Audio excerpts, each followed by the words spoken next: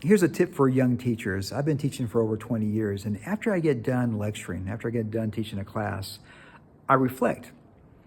What was effective? What wasn't effective? What are some things that I can improve upon? What are the things that I did that was good, that was effective? So after you get done teaching, take a moment and reflect on your successes and things that you can improve upon, and that's going to make you a better teacher. Compute that and subscribe. You can do it. I believe in you.